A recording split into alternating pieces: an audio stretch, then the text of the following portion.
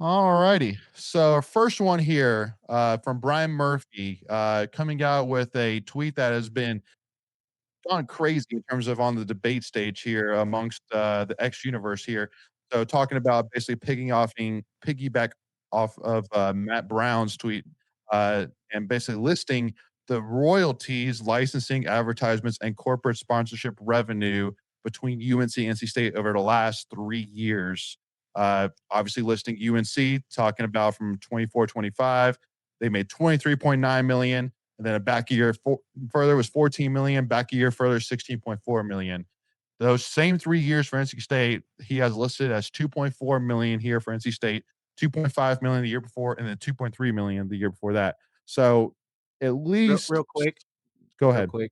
Yeah, just I put this together earlier today. About 4 hours ago, he even questioned his own reporting here.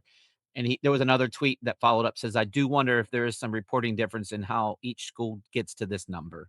So Mm, and I think where you were going to go is this seems awful, awful low. correct. Even smaller schools were showing bigger numbers than state.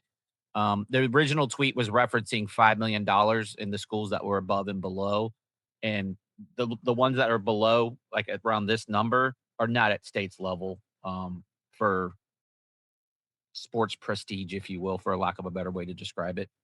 Yeah. I mean, basically what the question I was about to ask Greg, and I know, I mean, it's 9:22, it's not past 10 yet, but we rarely go past 10 anyway, so I'm gonna say it. But basically my question was gonna be, is this bullshit?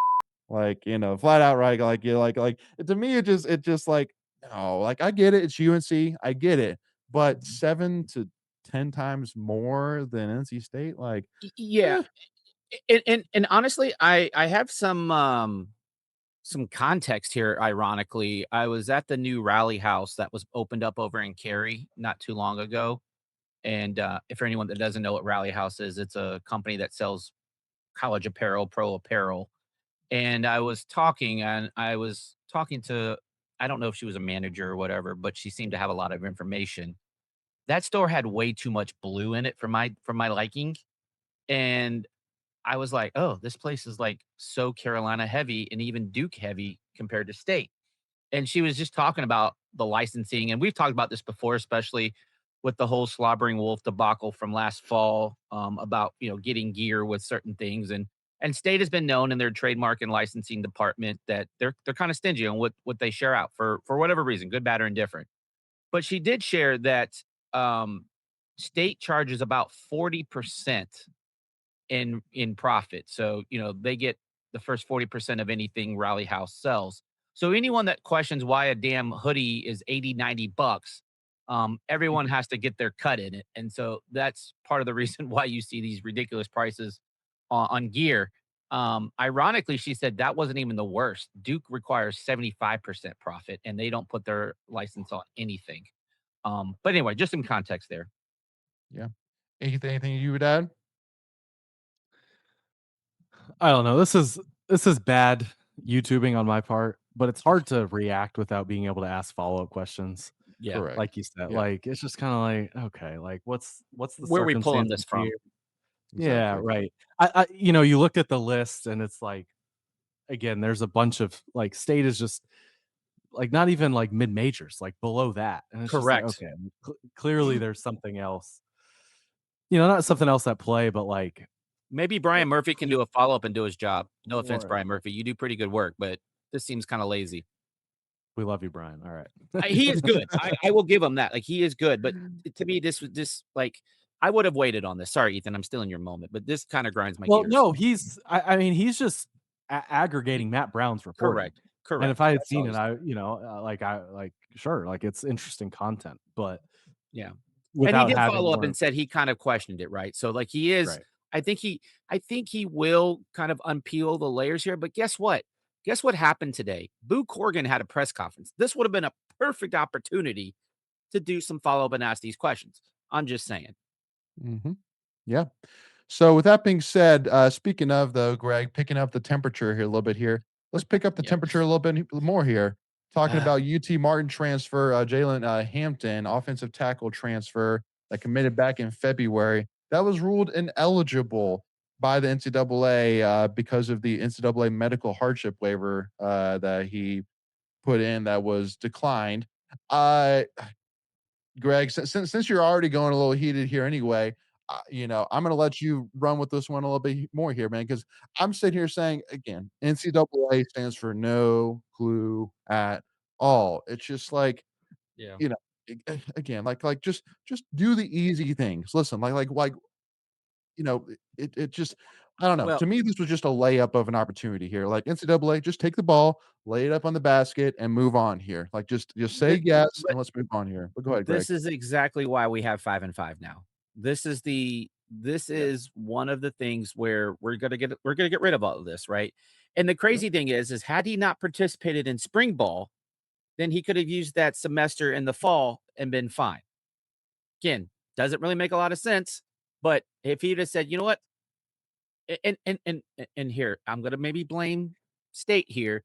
If they knew he only had one semester of eligibility, why did we let him potentially burn it in the spring? That would Mhm. be a question that I would have. Um, Yeah.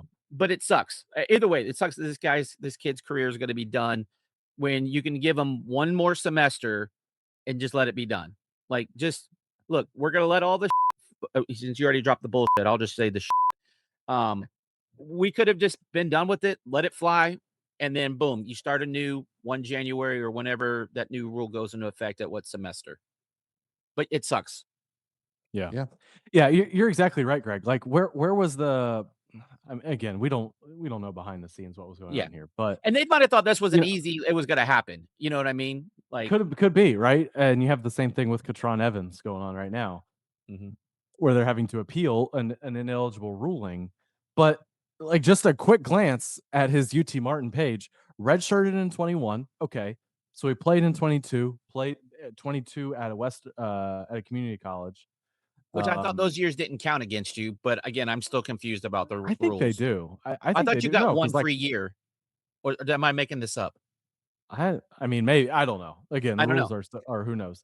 But he Yeah, didn't play in 2023 at Charlotte, but he yeah. was on the roster, and then 24 and 25. Like, like you said, like where's the context there? And like, can you really blame the NCAA for like again, you of course you can blame the NCAA, but Yeah, it's easy.